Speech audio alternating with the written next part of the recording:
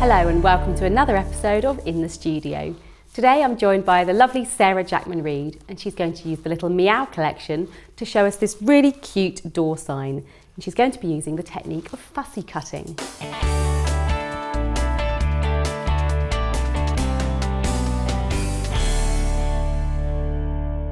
Hi Sarah, welcome along. Now you've made a really cute door sign for us, haven't you? It's perfect for a cat lover. And you could also make one for a dog lover, couldn't you, as well, of course. Definitely. But we're going to be using the new Little Meow collection, which is just really cute, isn't it? It is very cute. Any cat lover's going to love this sign, I think. And it's a very economical present for someone. Good. Which is what we like. We can save all those really special embellishments for ourselves. Exactly. Good, that's what I like to hear. Right, so what are we going to do to get started? I've got 2 pieces of a cardboard box.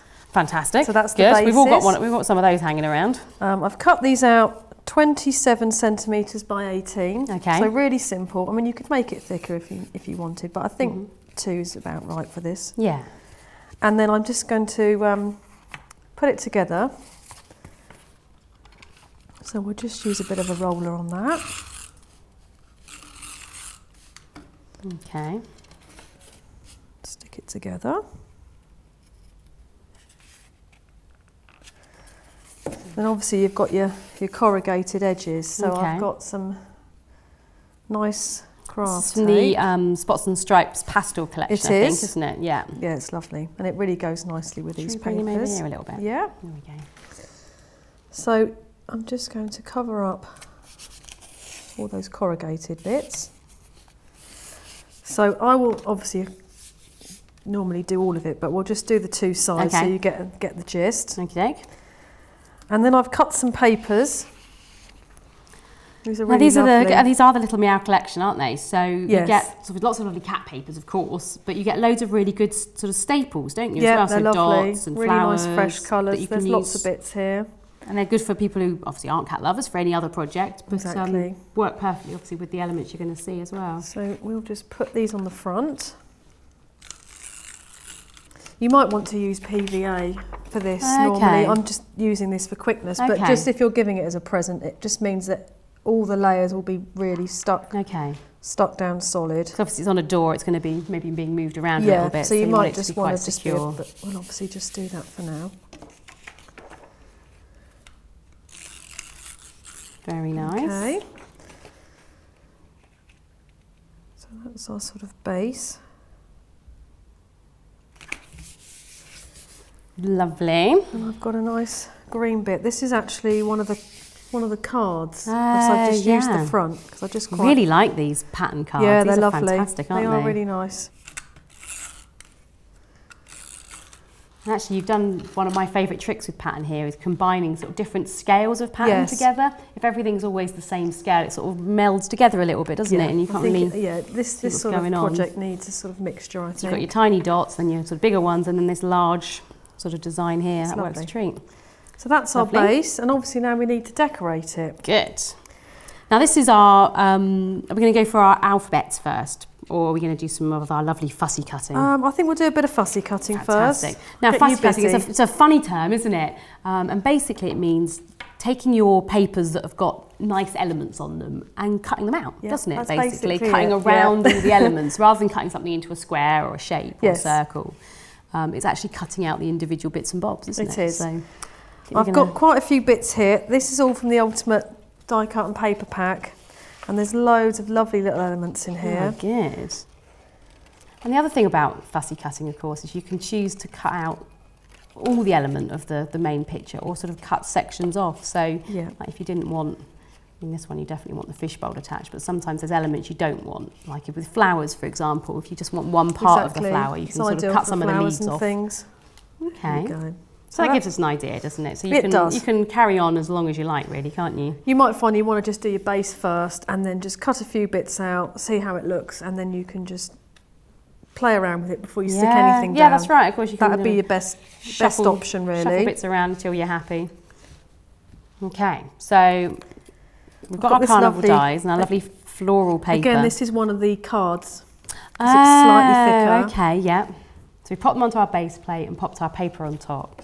And then we'll go. plate goes on top. Then I'll let you do the honours. That's that way, isn't it? That's it. Nice shape these, aren't they? They're lovely, aren't they? They're really good. Because it's quite pale, I've just added just a line. Oh, okay, because you're putting like one pattern on top of the next. Yeah, because it's quite busy, isn't idea. it? So if you just add a line, it doesn't have, in fact, it looks better if it's not that even.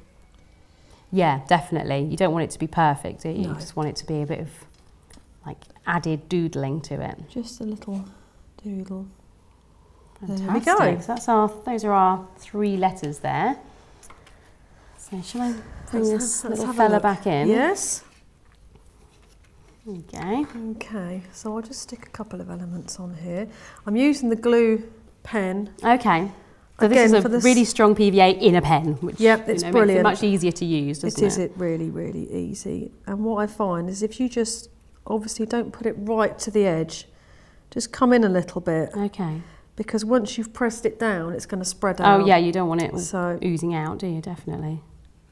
And it will stick really well, which is what you want. You want to just stick that underneath. Yeah, of course, before it dries, you've got a bit of scope for sort of shuffling them around a little bit and tucking things underneath.